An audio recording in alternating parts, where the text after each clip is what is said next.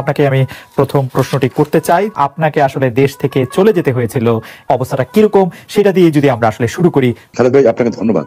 It is true যে আমাকে দেশ ছেড়ে যেতে হয়েছে, এবং আমি যে দেশ ছেড়ে গেছি আশা করি যে আমরা বিতর্ক না যেয়ে আমরা সত্য কথাটা বলার চেষ্টা করব। আমাদের অনেক প্রশ্ন আছে, আপনি যদি একটু সংক্ষেপে বলতেন। আমাদের আসলে প্রশ্নের শুরু শেষ নাই, এত প্রশ্ন আপনার কাছে।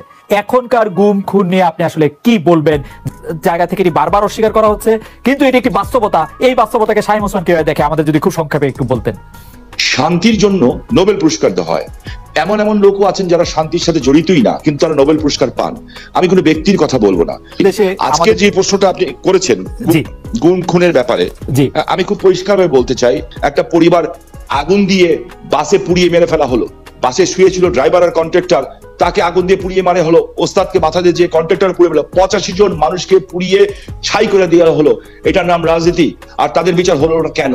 যারা আগুন সন্ত্রাস করলো এই দেশে, যারা পুলিশকে পুড়িয়ে মারলো, সাংবাদিককে পুড়িয়ে মারলো, জজ করে বোম মারলো, এবং বিভিন্ন স্কুল সেন্টার উড়িয়ে দিল।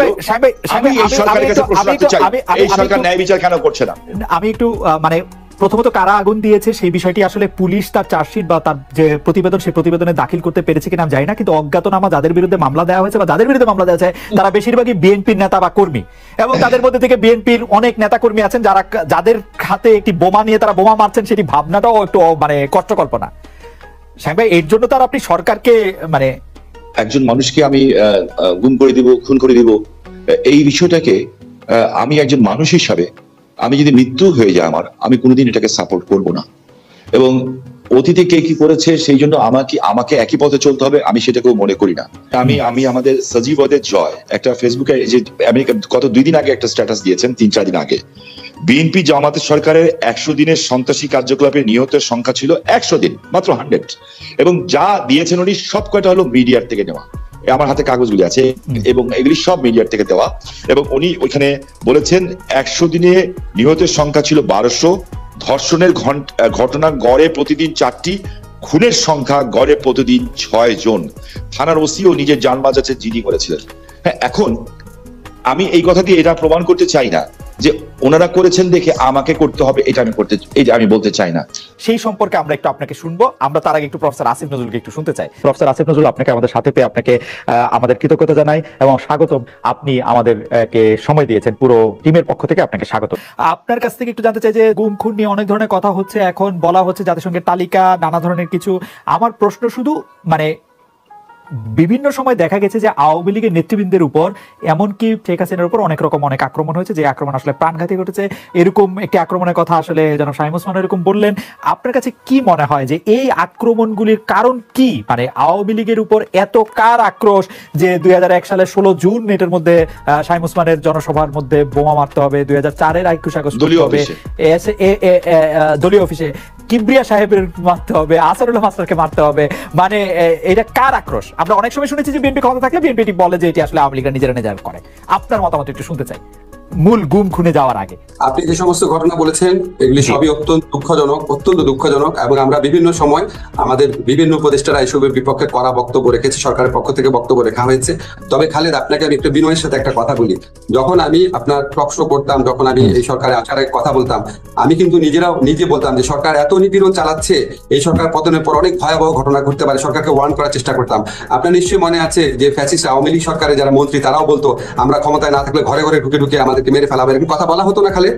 তো আমরা যেই অরাজকতার আশঙ্কা করছিলাম আওয়ামী লীগের 15 বছরের অপশাসনের কারণে, মানুষের প্রতি অকথ্য নিপীড়ন নির্যাতনের কারণে, মানুষের মুখ বন্ধ করে রাখার কারণে, এটার আউটবার্টস হিসাবে আমরা যতটুকু খারাপ অবস্থা আশঙ্কা করেছিলাম, আপনাকে বিনয়ের সাথে বলি ততটা খারাপ অবস্থা হয় নাই।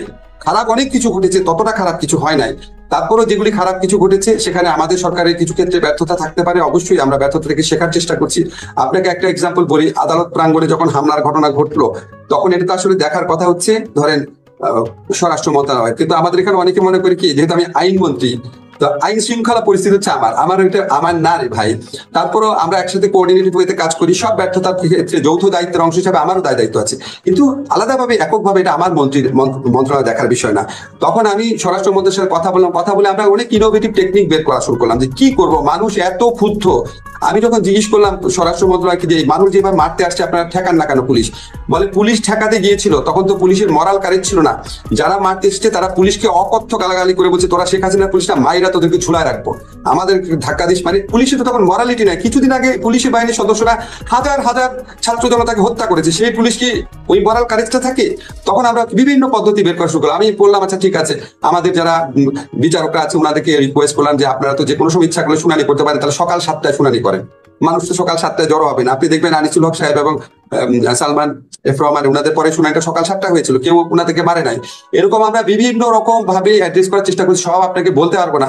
প্রতিনিয়ত সেটা নিয়ে আমরা ভাবি, আমরা উপদেষ্টা বসি, সদস্য বসি, সবাই চেষ্টা করে। কিছু জিনিস আমরা করতে পারি না, কারণ আপনি বিপ্লব পরবর্তী সময়ে মানুষের অনেক অন্য ধরনের এক্সপেকটেশন থাকে, এত বছরের রাগের আউটবার্স থাকে। আর সলিমুল্লাহ ভাই যেটা বলেছে যে বিভিন্ন ধরনের সরকার, ওটা বলতে পারে আমরা তো একটা পলিটিক্যাল পার্টির গভর্নমেন্ট না। পলিটিক্যাল পার্টির গভর্নমেন্ট হয় কি, তারা অনেকদিন একসাথে কাজ করে, তাদের মধ্যে কোঅর্ডিনেশন থাকে, তাদের একটা দক্ষ কর্মী বাহিনী থাকে। আমরা তো কেউ কারোর সাথে আগে কাজ করি নাই, আমরা সবাই একসাথে নতুন করে আসছি। আমাদের এটি আমার মনে হয় যে এই বক্তব্য পরিষ্কার। জনাব শামীম ওসমান, আমাদের প্রশ্ন ছিল যে আপনার গত 4 বা 5 বছরে এরকম কোনো বিষয়ে আর মনে হয়েছে কিনা বাংলাদেশে এই গুম খুনের বিষয়ে কোনো আর প্রশ্ন তোলা যেতে পারে? জনাব শামীম ওসমান, আপনার নিশ্চয়ই মনে আছে একরামুল বলে চট্টগ্রামের একজন কাউন্সিলর, তার মেয়ে যখন বলছিল বাবা তুমি কান্না করছো যে, এবং তারপরে যখন তাকে গুলি করে হত্যা শব্দ আমরা শুনলাম, সেই সময়ের মধ্যে কিন্তু আমরা অনেকেই বলছিলাম যে এইখানেই এটি শেষ হওয়া উচিত, কিন্তু এটি আসলে শেষ হয় নাই। জনাব শামীম ওসমান, আমি আপনার সাথে 100% একমত। আমি কোনো অবস্থাতে একজন মানুষ হিসাবে পৃথিবীর 800 কোটি মানুষ যদি চায় একজন মৃত মানুষকে জাগিয়ে তুলবে, তা তো জাগিয়ে তুলতে পারবে না, তাই না? তো একজন মানুষকে আমি গুম করে দিব, খুন করে দিব, এই বিষয়টাকে আমি একজন মানুষ হিসাবে আমি যদি মৃত্যু হয়ে যায় আমার, আমি কোনোদিন এটাকে সাপোর্ট করব না। এবং অতীতে কে কি করেছে সেই জন্য আমাকে একই পথে চলতে হবে, আমি সেটাকেও মনে করি না। আমরা যেটা চোখে দেখবো এবং যেটা বুঝবো সত্য, আমরা সেটাকেই বিশ্বাস করবো এবং সেটাকে বিশ্বাস করা উচিত।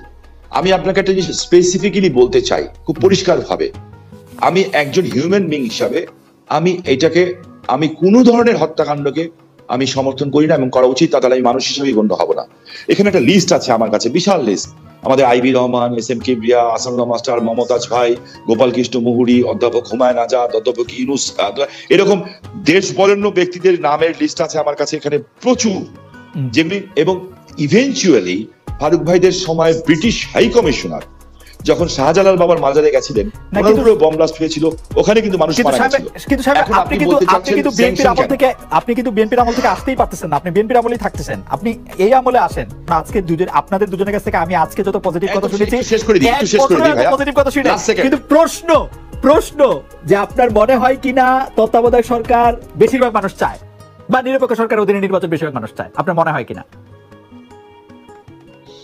আমার মনে হয় যে বাংলাদেশের মানুষ উন্নয়ন চায়, এবং বাংলাদেশের মানুষ যেটা দেখেছে যে বিএনপির শেষ বাজেট ছিল 60,000 কোটি টাকার, আর আওয়ামী লীগের এই বাজেট ছিল 6 লাখ কোটি টাকার। মানুষ তার উন্নয়ন চায়।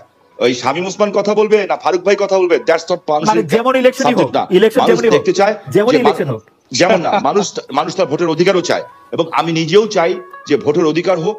আমি চাই না যে একটা ছাত্র সারা বছর লেখাপড়া করলো, সেও পরীক্ষায় পাশ করলো, আরেকজন পড়ালেখা করলো না, সেও পাশ করলো, এটা আমি চাই না। ওকে শামীম, আপনাকে ধন্যবাদ জানাব শামীম ওসমান। আমি শুধু দর্শকদের উদ্দেশ্যে একটি কথা জানিয়ে রাখি, বিবিসি বাংলা আসলে বন্ধ হয়নি, বিবিসি বাংলা তার রেডিও সার্ভিস শুধু বন্ধ করেছে, বাকি সার্ভিসগুলো চালু আছে। আপনাদের দর্শকদের নিশ্চয়ই আমি পরবর্তী সপ্তাহের জন্য আমন্ত্রণ জানিয়ে রাখছি, পরবর্তী অনুষ্ঠানের জন্য।